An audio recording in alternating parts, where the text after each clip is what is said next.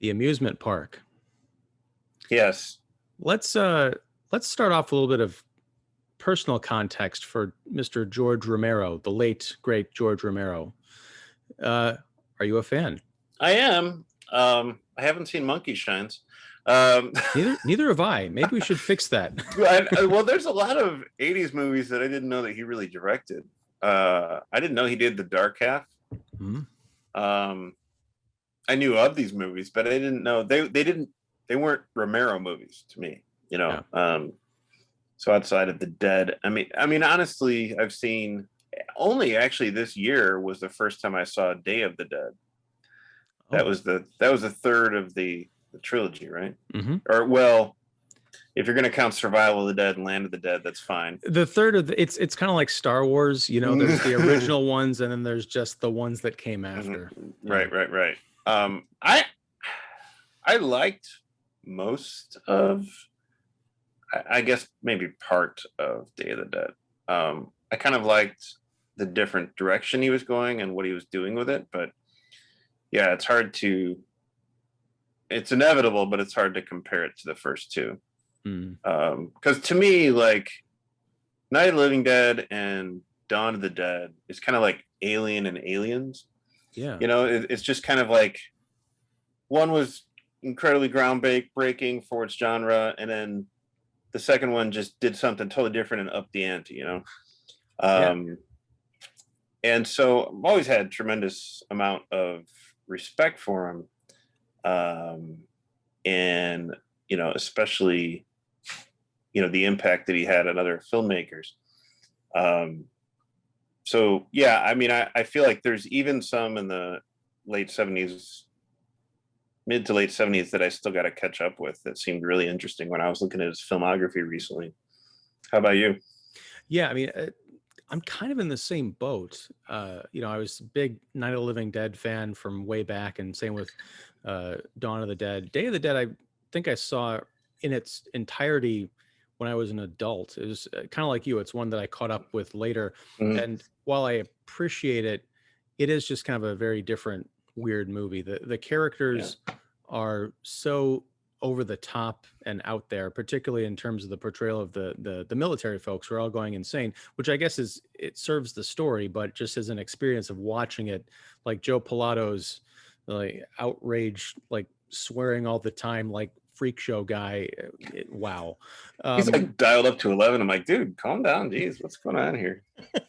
But he does have one of the great all-time cinematic deaths, in history. Oh yeah, yeah. But yeah, so much like you, there's a lot that I have not seen of George Romero. In fact, reminds me a lot of Tobe Hooper. I'm reading a book on Tobe Hooper by Scout DeFoya, and just looking through his filmography, I'm like, oh wait, he directed that, and oh my God, he was involved in all of these different TV show pilots. Right. So kind of like the Coen brothers and all these other great Joe Dante. Joe Dante. I love directors who you can name them and like, okay, what are their top like 6 films? And once you get past 3, you're like, wait a second. Oh my God. Wow. They directed all of this. It's hard to peg them down. Right. So now we're going to talk about The Amusement Park, which is sort of a weird unearthed middle period movie from 1973 that was just released and restored. It's coming out on Shudder, which by the time people are watching this, it'll be out on Shudder, the streaming horror service. It is billed, I'm going to go out on a limb and say incorrectly on IMDb in the genre of drama, horror, thriller. Yeah. I don't quite know what to make of this. And, I'm going to quote Pet Sematary here. Sometimes dead is better. Expand on that. I mean, I know we're not getting into a whole lot of spoilers right away, but what do you mean? I mean, I was very excited for this because we got the press email like, hey, check this out. It's a lost George Romero film called The Amusement Park, and it's this metaphor about aging, and Romero is great with his metaphors a lot. I expected something, and it's got a wonderful poster too. It's awesome. Yeah, it's one of those things where I can just imagine it'd be great if Shudder or whoever put out like a limited edition folded poster, like something you Yeah, dug out of a like crate in the 80s. Shout Factory or something. Yeah. Yeah. Beautiful artwork. Hmm. But yeah, actually the experience of watching it was just a sinking feeling from almost minute 2 that didn't let up until after it was over. I was so profoundly disappointed Hmm. that I had to go to, well, the filmmaking itself was pretty good in Hmm. parts, Hmm. but this is more of a curiosity. And I think people going in Yeah. expecting, from the creator of Night of the Living Dead, this is some kind of a weird, I think, misguided, and I'm going to use the word dishonest very lightly, but it's a disappointment. I felt it was. I could see that. I felt it was. I didn't think much of it, but I kind of like that. I felt it like it was kind of like a student film from a film professor. Hmm. It was very. It's see. I didn't read that description. I read a description that said it was like a PSA on elder abuse and ageism. Um, which was really very interesting. And I think I'm kind of shocked that there's not more written about how Romero got attached to this project and what filming was like. I mean, gosh, it'd be great to see some kind of a making of or a documentary about this, because it's just kind of crazy that this thing even happened. Because I was reading a little bit, what I could find is that some Lutheran society approached Romero. Now, just imagine that. It's like, what kind of movies he makes. So, some Lutheran society hired Romero to create a movie about elder abuse. And this was the result. And then once he presented that to the society, to them, they were like, shocked and horrified. And, they never wanted it to be shown anywhere. Which was funny because, all right, the movie revolves around an old man. Well, I mean, is 71 old? Indiana Yes. Jones is going to be 80 next summer. Anyway. Yes, and that's further proof he does not belong in. I'm uh, sorry. Sidebar. I love Harrison Ford, but when I saw him at the Oscars, I'm like, man, it's time to get off the camera. I can't wait till next summer. But anyway, Oh, it's going to be the sad. yep. Mark my words, it's going to be the saddest. It's going to be a sadder experience than watching Amusement Park. It will be sadder than the Last Blood, the last Rambo. That one was. It was Come all on, right. no, It was all right. Come on. All right. I'm thinking in comparison to Harrison, it's Wow. fine. It's okay to say it's over. You had your chance with Last Crusade. Just let it go. Harrison is making all my young David dreams come true.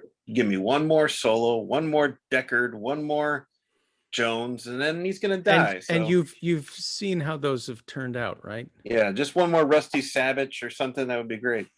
That was a deep cut. Yeah, so just again, the way I described that, can you imagine, like, what are the stories that's surrounding that? Who is this Lutheran society that thought Romero could make a decent PSA that focuses on ageism and elder abuse? Was ageism and elder abuse such a big thing in the early 70s? I mean, it's always existed, right? And that's kind of my there's a lot of mystery around this. I would almost rather see a documentary about the making of it, and also, say a year from now, what people are writing about it and its relevance today, because I couldn't help thinking that someone wanted to see this released today because it's an artifact, because it's restored and it's cool, and people, completists will want to see it. But belongs in a museum. there you go. But I wonder if there's people who think that it's still relevant today. And I don't know if it was even kind of like what you're saying, if it was relevant even back in the 70s when it came out. Because as a PSA goes, and when you're telling me it's something that a church came up with to pitch to the flock or to other people to cause awareness, that makes more sense than if it's simply an idea of like, and it wasn't written by Romero. It was written by Walton Cook, who, Hmm. from what I saw, this is his only credit. I don't know if he was with the church or what. No offense to Mr. Cook or the Cook estate if he's not around. Or If the he's, church. yes, or if they did, yeah, if they did other great things. I'm just saying, right off the bat, this felt like a PSA to me. Hmm. And I think if you had lopped off the first 3 minutes or 6 hours, however long that thing went. I mean, it's only a 52-minute film, but it went, the PSA intro went on forever. And then the last 2 minutes, I think you have a shot at something that is still kind of problematic, but at least it's less insulting, because they start off by saying, these, it's like if Rod Serling came out and spoiled every episode of the Twilight Zone in those little intros, Hmm. and just saying, before you have a man who's about to come to a crossroads. And then he just went on to say, and that crossroads is because he's trying to figure out if he should leave his wife or go for fame and fortune or whatever. No, this one is about an old man who goes to an amusement park that is essentially populated by regular, amusement park goers and the elderly, but all of the rides and the attractions and the amusements have to do with the indignities that old people suffer. Yeah. And he's going to go Yeah. through, it's kind of like a weird twisted, the ideas are downright evil and everything, but Yeah. it's a plea for something. And at the very end, there's a call to action. And I was floored that the call to action was not what I had expected it to be. Hmm. We can kind of get into that in a bit because I don't want to jump too far Sure. ahead. But it was ham-handed and clumsy, and again, the filmmaking was cool. I like the shots of the roller Hmm. coasters. Some of the, when he goes up on that roller coaster, some of the shots that he got, I can just imagine shooting this in the early 70s. I'm like, how is he getting up on these roller coasters and under these racks and everything and going up and down with these heavy ass cameras that he had to have been using? I mean, it's Oh really yeah. impressive. I don't know. I mean, if some of it was handheld or what, I mean, that would be crazy. The cinematography is by S. William Hinsman, who died in 2012. But he also, well, so he's worked with um, Romero before. He was he played some small parts, some small acting parts in like The Crazies and Night of the Living Dead. Yeah, wasn't William Hinsman wasn't he the graveyard zombie in the beginning of, Yeah, yeah, Night of the yeah, Living, I yeah, think so. yeah. Yeah. So it's again, it's just so interesting to see. Oh, you want me to make this movie that can maybe say something about society? Oh yeah, I'll use my own crew, and it's just I liked how it opened. I actually liked the kind of PSA intro where it was just the actor. It almost looked at first like he was walking through a zoo. Hmm. I think it was just a park. I don't know if it was the Westview Park where this was shot, but it looked like it could have been. But it was Lincoln Maazel, and I don't recall him in a whole lot else, but that doesn't mean he's been in tons of movies. Or as I like to call him, the marvelous Mr. Maisel. There you go. Actually, Yeah. no, he hasn't been in a lot of movies. I lie. It's only been in 3 movies, or this was his main movie. So it's really interesting because he comes across as this kind of like, his demeanor is, very kind of stoic and, um, you know, kind of like a perfect matter of fact narrator, host, announcer for PSAs. And, he's sitting there, I'm 71 years old and, I get overlooked and this and that. And he's going on and on and on. Yes. But I just like, yeah, part of me thought, okay, when are we going to get into the movie? When is this going to start? But I'm like, this is just so odd and weird. And where's this going? And even just like, I don't think, yes, it is. I don't know if it's a 4K restoration. I don't know if you recall that, but there is somewhat of a restoration here, but it still feels very faded and cracked, and I kind of love that. Yeah, they haven't polished the movie to within an inch of its life. It looks like, you could have dug this out and spun it on a projector and it's like, wow, this Yeah. is really cool. One of the other things I didn't like about this intro is it's full of these weird little disclaimers, um, such as most of the elderly people in this movie, they're not professional actors. They're actually just, people from like rest homes. And Mhm. this experience out at this real amusement park was the first time they've been out to do enjoyable Right. activities for years for some of them. And I was thinking, all right, this is meant to draw on my sympathies so that when I'm watching a bunch of terrible actors give hammy performances, or gee, look at me, I'm in a movie reactions, when those reactions are not called for, I'm supposed to let it slide. Uh, Yeah. I probably would have picked up on that while watching the movie, but it just got in my head. I'm like, you're not setting me up for a good experience here, just as a I, film goer. when I read that, I kind of automatically thought of like one flew the cuckoo's nest when McMurphy took them all out to the ball game, or the Dream Team, or what was the other one? Awakenings, when Robin Williams took them all out, the patients all out to the public. Um, yeah, those disclaimers kind of prepped me a bit, but I think what was interesting mostly for me was the cinematography and how it was shot, because you get these weird angles a lot, and some of them were from like ankle view, or looking up, Mm-hmm. and really for no you know discernible reason, just for kind of eerie effect. um and I think some of it was almost, the camera is trying to give you an idea of how discombobulated things are getting as the movie unfolds for this old man.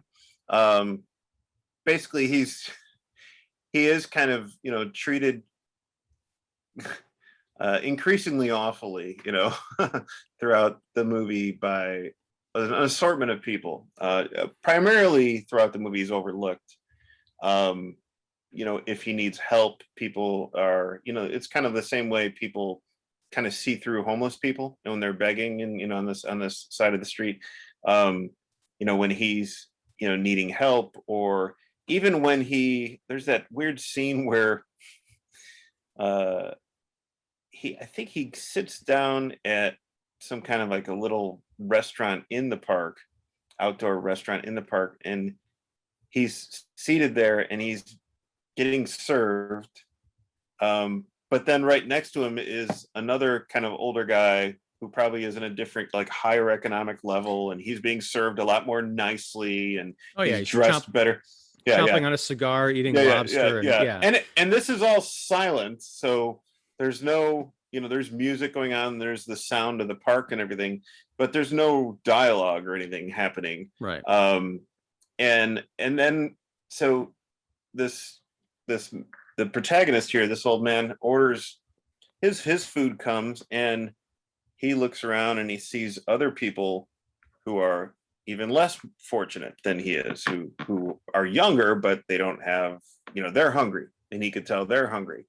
So he kind of offers them his food, and they just go like nuts, like zombies, to his food, and they just grab all this stuff, and then he just like, you know.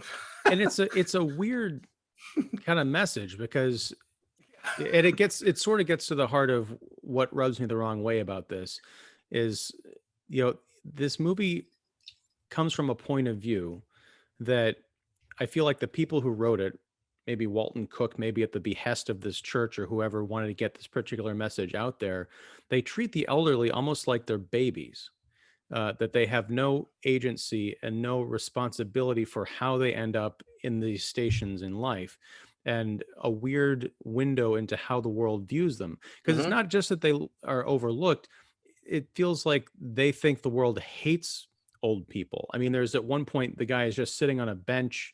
I think someone just starts wailing on him, and then no one is there to help him. Mhm. But I mean, I don't know if things have changed that much since the 70s, but I feel like if you're out in a public space and someone just starts beating up an old man, there's going to be some kind of kerfuffle. Well, It's not going to be like, maybe.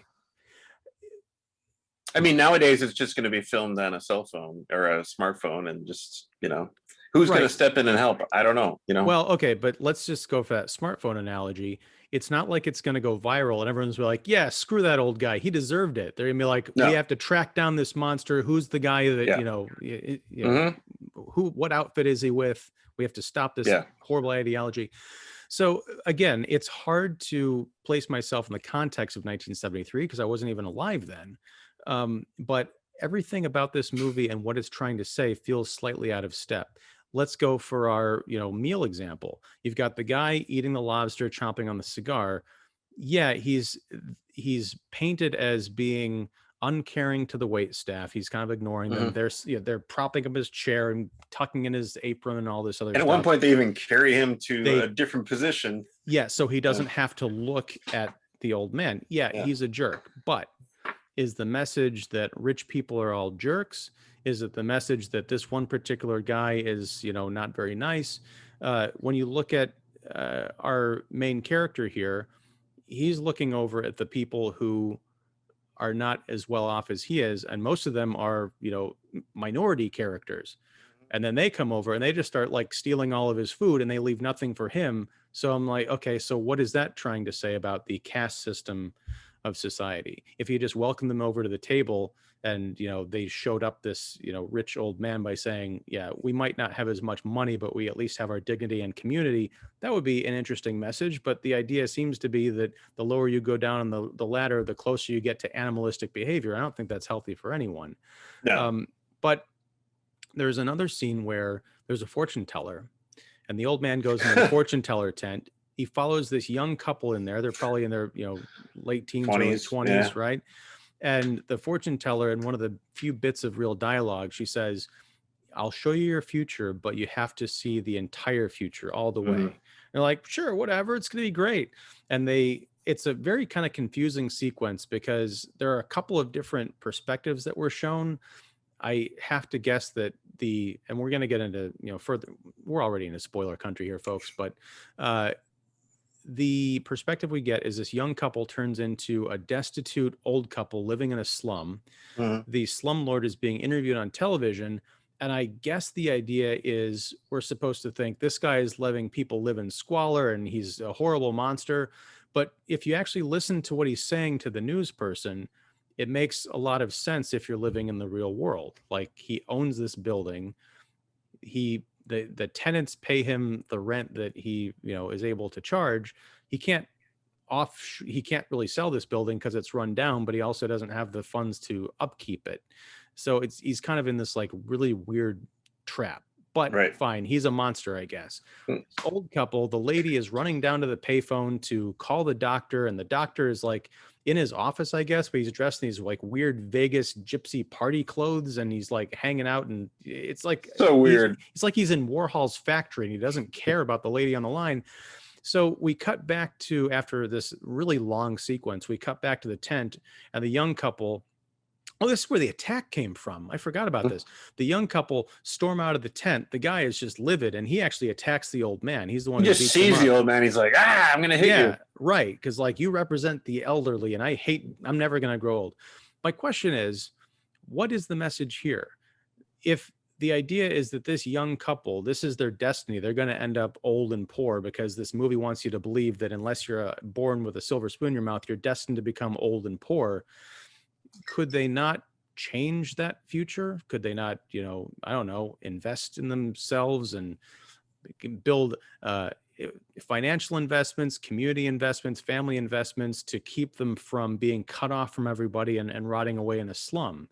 This at the very end, the final part of the PSA, when Mr. Maazel says, and here's something that you can do to help.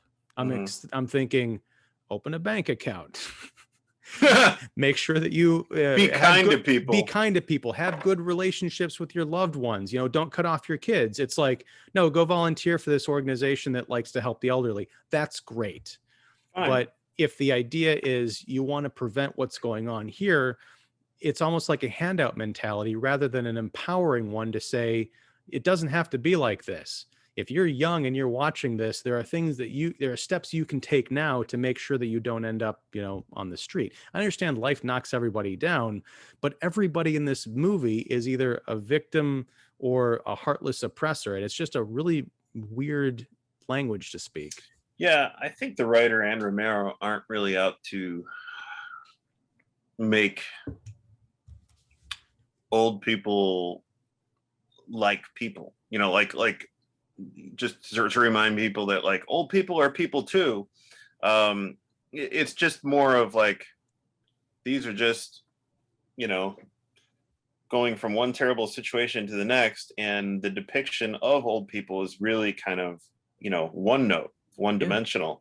That whole scene with the young people seeing their future, it's funny because the young guy had more of an issue with his future than the young woman did. It's almost like, what, we can make it work, and he's like, nah, I don't want any part of it. It's like, Well, it's weird because in that situation, I don't know how much pain he was in. He looked like he was comatose or zonked out or something. She was the one who was freaking out, like running up and down the stairs and making all these desperate phone calls. You'd think she'd be the one who was all upset. Yeah, I think he was at one point like bedridden as an old man. Yeah, he was just like non-responsive. Yeah, you'd think that. It's weird the way they responded. And maybe that says a lot. I almost think that like if this movie could have been cut in thirds, you would have, and expanded a little bit, you would have like maybe 3 good Twilight Zone episodes or something. I don't know where you would cut it in thirds, but again, I like how weird it is, and how it doesn't really care to, go out of its way to make relatable or like a message that we can put to good use.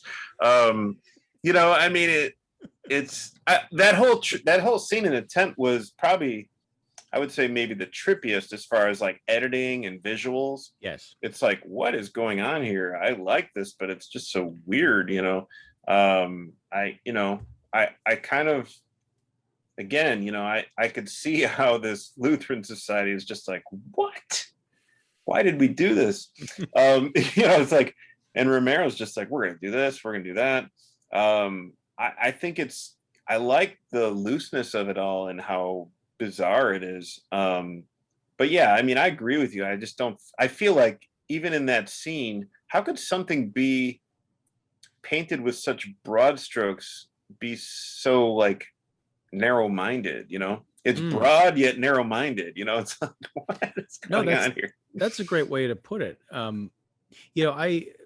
One of my other, I guess, issues with this is as weird as it is, and maybe this would not have been a concern if I was seeing this fresh in 1973, but it's just so obvious to me, the wraparound sequence with the white room. Yeah. You've got the old guy who's, we meet him, he's all beaten up and staring off into space, and then the kind of like the spry version of himself walks into the white room in the white suit, looking like a pseudo Mark Twain, and he's like, hey, what's going on? And the beaten up guy's like, don't go out there, there's nothing. Don't you want to go outside? Yeah. And I'm like, okay, so at the very end, the beaten up version is going to come back into this white room, and he's going to encounter himself, the chipper old man, and we're going to finally have an understanding of what was so horrible. And that's exactly, it's one of those bookends where it's like the last 2 minutes are the same opening 2 minutes, and that's fine. And I guess, like I said, especially for 1973, maybe that would have blown some minds, but for me, I'm just like, tweak it a little bit. Yeah, I mean, I think there's no changing it, because it's not like they touched it up or remade the story in any way. There's no getting around that. I think part of, and I could be wrong, but part of what your response is to that is that we've seen so much, so many stories, seen and read so many stories that is kind of, a bookend trope. I knew that was coming too. I respected what they were doing. I'm like, oh, even in the opening of that white room, I'm like, I always wonder, because obviously there's no CGI or stuff. It's not like you're having a young Robert Downey Jr. talk to an older Robert Downey Jr. or something. It's obviously this actor is filmed all nice and tidy in his white pristine suit one way, and then he's filmed later on beaten up and bandaged and bloody, on the other way, and they just kind of go back and forth. They're never like really necessarily in the same shot. But but he makes it work, He does, yeah. And I gotta say, the one really impressed. I like the roller coaster stuff, but I was really impressed by the way they introduced the amusement park, Yeah. because when he turns and walks out of that room, and I think I figured out how they did it because I was watching. I was like, how are they pulling this off? They have the amusement park, and it's filmed very tight, where you've got the two sides of the white door, like the molding on either Right. side of the frame, and then you see the door. I think it closes or opens. I think it closes when we leave it, or yeah, we see it I kind of think on it the hinge. opens. Oh, Yeah, because because then once he's out, there's the door. It's just a door frame, and I think it's opened out. I don't know. I could be wrong. I remember I saw the sides of it first at the amusement park, and I was thinking, oh, they just went to the amusement park, set the camera up on the ground, and then had like these planks of wood on either side, or like a door frame on, hinged. Like, I imagine two guys like holding this on either side of the camera to make it look like they're exiting the white room. I was like, that is the kind of, you got to make the special effect happen, awesome guerrilla filmmaking that I love about George Romero. So that's the stuff I was keyed into this movie. And it's sad because Romero is famous for, people talking about the social significance of Night of the Living Dead, and him coming out, years later and saying, I never meant it to be a commentary. I just thought Dwayne Jones was an awesome actor. I wasn't trying to say something about like race relations in America by having this hero black character. I believe him. Yeah, and I do too. He got more into deliberate social commentary with his later films. I think he was, pretty much, I was going to say, yeah, like Dawn, and then even Day, not so much Land of the Dead. I think that was kind of ham-handed, and maybe Survival. I will be generous in mentioning Land of the Dead. You just said the S word. I think there was one after that anyway, with like zombies riding horseback on a beach or some nonsense. But I think that was Survival, wasn't it? I could be wrong. Oh, yes, it was, because there was Diary of the Dead. That was the found footage one in between. Oh, wow, yeah. Was that Romero? Wow. Yeah. So, but my point is, I can watch a Romero movie and be in love with the craftsmanship and usually the metaphor, the message, because it's not like that in your face, in the earlier part of his career. With this, and the fact that it was made as sort of a PSA, I'm like, oh, so this is obviousness for obviousness sake, because you're trying to reach people, you got to drill in the message. It's just a bit too pedestrian. I hate saying that about George Romero or anything he's involved in. You're back now. You froze for a second. I'm sure I froze too. And I could hear you bouncing like. That's okay. You didn't miss anything. I didn't miss any amusement. Yeah, it was also fun to see, some of the old rides from, back in the day, and just I get a kick out of like seeing, like, even watching old, movies from the 70s and stuff, and maybe the 60s too, but just seeing how things used to be, from like signage to fashion, strollers, whatever, it's just like, oh gosh, this is it takes me back to like some of the photos that I had of when I was really young and my parents were taking me to Disneyland or Kittyland or whatever. Yeah, it really is cool, because you see people spending millions of dollars now to recreate the time period, seeing an actual artifact from that time period. I'm thinking of like the clothes that the old ladies wore, with those kind of like the bug eyeglasses and the big kind of dresses and stuff. It's a wonderful little artifact. I'm on the fence about recommending this. I mean, it's 50 minutes, you're in and you're out. And I think for Romero completists, they're definitely going to eat this up. But yeah, you gotta see it. But if you're like, it's on Shudder, it's like the horror channel, it's George Romero, I'm like, no, there's nothing scary about it. It touches on the weird, but there's nothing. You could watch this at 2:30 in the morning with all the lights out, and you probably maybe even fall asleep. I mean, it's like an after school special in a way. There's the only reason it's on Shudder is because Romero directed it, and because he's known for horror films. That's it. It's not. I mean, Are there some horrific things that happen to the poor old guy? Sure. It's unfortunate. Um, I would have liked to seen a bit more build up to the point where I felt bad because I kind of chuckled when he's crying on the grass after the little girl and her parent, her sister and mom leave. I'm Yeah. like, this is not well earned, because he's just like he totally unloads the tears. I mean, I get it. It's been a bad day, and he's tired and beaten, and that's after this trio of like biker dudes kind of beat him up, which is kind of ridiculous. And you see But the Grim Reaper shows up a number of times in this movie. wasn't the Grim Reaper first like on that train, right? And the train ride that they took? I don't He remember. was it was some weird face guy that was randomly. It's like, what? Yeah, and I thought I saw him on the roller coaster, but then I also thought he had like a different mask on. So I'm like, maybe it's just a carny or something. But going back to that scene where the guy breaks down because the little girl leaves him. I think he was reading a story to her, right? Right. Yeah. I think the scene preceding that was really well done. Yeah. Because when he's sitting there reading this, bedtime story essentially to this little girl in the park, it was really sweet. And, she had that kind of like, she was sort of looking at the camera or like looking like wide eyed at the story. Like you could tell she was being directed, like, look like you're really interested in what this guy is saying. She's like, but it was such a sweet little moment that's completely undercut by these, you damn dirty ape theatrics kind of thing. Right. Oh gosh, can you imagine if Charlton Heston was in this? Was the old man in this? That would have been awesome. It would have been. Get your hands off me, you clown. I agree. I did like leading up to that scene. I think she was like the only human who actually gave the poor guy a chance and recognized him.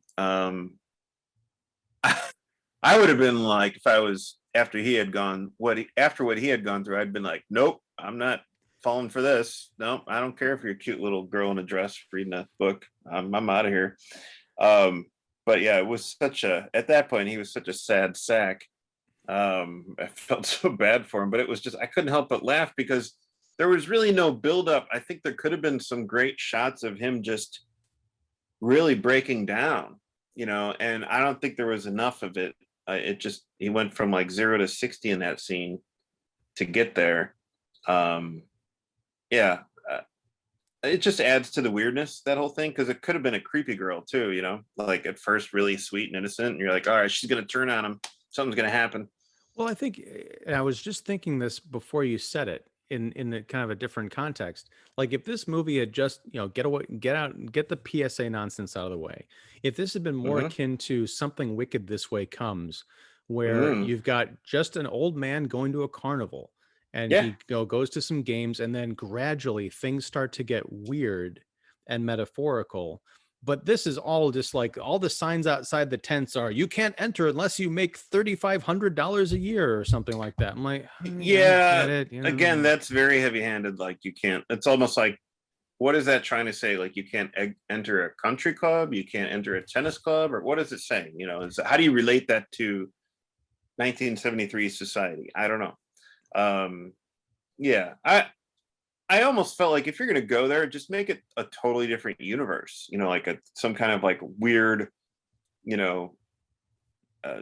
extra dimension, that this is just, a different society, that what it could be if we continue to treat people this way, not just elderly, but people. This is what society could wind up being like. It would have been interesting, even if in the end of the intro, say, we're going to now take a glimpse of what society could be like if we continue to treat each other this way. That would have been interesting, I guess, because at least then there's some context of like, okay, that's why this is so weird. That's why this is just so oddball. I mean, it was a clever premise, but again, the execution was kind of flawed. He goes into the bumper cars, or he's in the bumper cars, but that's supposed to replicate traffic, and he witnesses a fender bender, and there's this younger guy who George Romero is in the movie. He's in the end credits. I couldn't figure out where. Well, that's the thing is, I thought, and it's weird because in pictures you see of him from like this, late 70s and early 80s, I guess he's more of a heavy set guy with a big beard. Wow. In this movie, I could have sworn he was like the skinny, quote unquote, younger guy who got rear-ended and was yelling at the old people because it sounded like his voice. Okay. But so the idea is it's an elderly couple.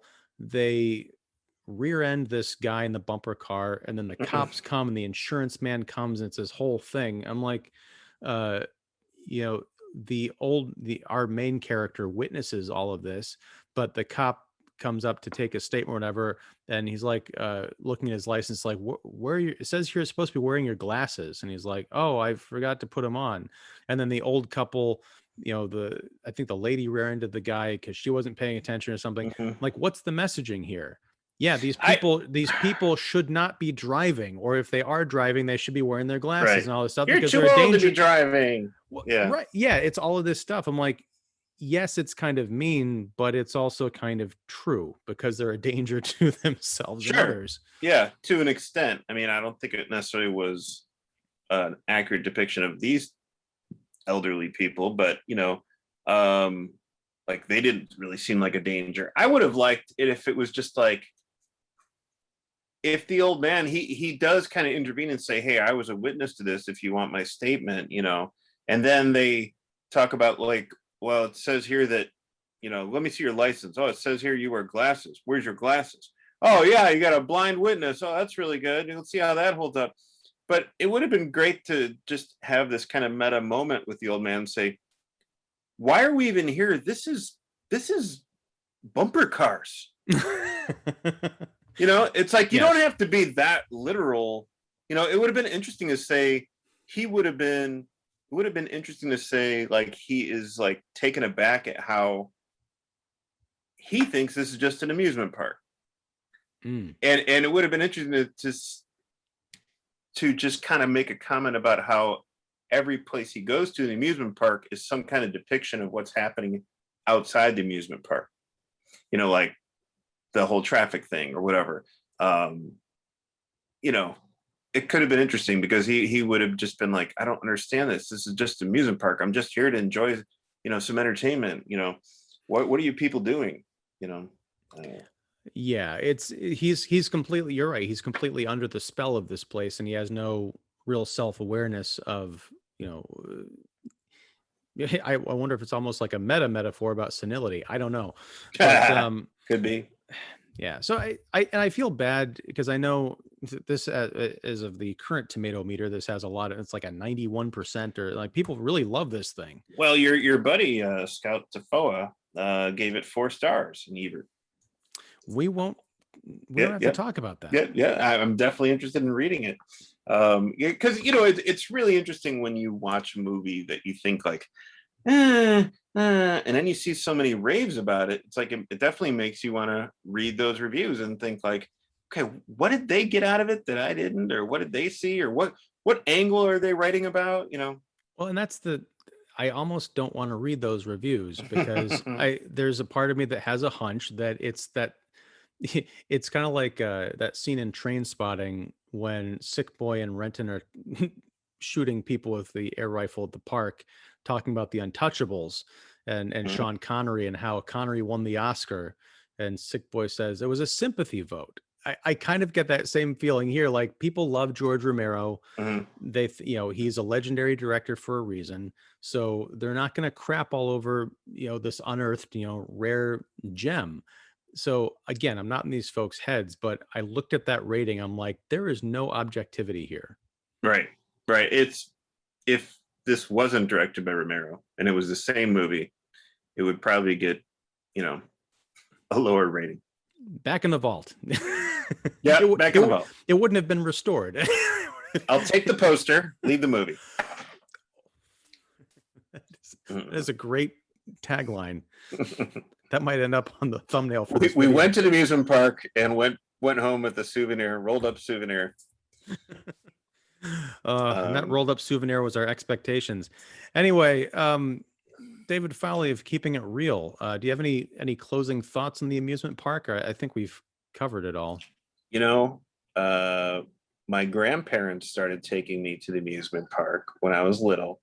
So, you know, you can still have fun with the elderly at an amusement park despite this movie.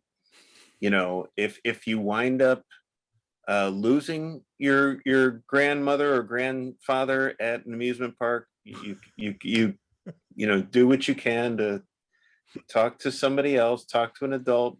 I don't know if there's any kids watching this anyway, but They yeah, shouldn't be. It's restricted for children. I just remember my my grandfather could fall asleep anywhere, and so I just remember the middle of Fantasyland in Disney World in Florida. He is sleeping. It was a great shot, you know. He's sleeping in a bench on a bench. Right behind him is the Dumbo ride. You just see Dumbos going, and he's just like, it's classic. It's classic. So, you know, it's a little pricey now to get into Disney World, but it's a great place to take a nap. These It's like amusement people. parks. It's like people who pay to go to the movies and talk on their phones. Mm, Um, triggered. yeah, pretty much. But Yeah. yeah, I don't have any senior citizen No anecdotes. stories. No, most of mine involve going to visit my grandmother in the rest home. You know, I have to say that this movie did conjure up those memories of like, I do appreciate the fact that, you know, my grandparents would take me to go visit other people, maybe their age or a little bit older, and visit them in a nursing home. And it really, as a young person, older people were initially kind of scary, especially sick older people who, you know, could be dementia or whatever. And it really kind of broke down the whole stigma of, you know, the scary old people. It reminded me that like, yeah, these are people who need, you know, attention and care and love. So, you know, if you see a website down below, dial this number. No, just kidding. But you know, that's what it made me think of, is like, okay, yeah, well, I grew up already thinking this, that, you know, we should not just, you know, the cliche respect your elders, but you know what? Give them your time too.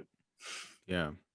Um, just not necessarily if that time involves watching this movie. First of all, I think it would traumatize them, and and second of all, it's a waste of time. Anyway, thank you again. We will talk about something else coming up. I think actually, Something mischievous. yes, tonight. In fact, if this goes up when I think it will, you can join us back here on Kicking the Seat YouTube channel. We're going to be talking about Loki. Loki After Dark. That's not what it's called. Oh, Anyway. USA Up All Night. No, that's copyrighted. Otherwise, you know that would be the title. No. Exactly. All right, man. Thanks a lot. And yeah, we'll talk soon. All right. See ya. Bye. Bye.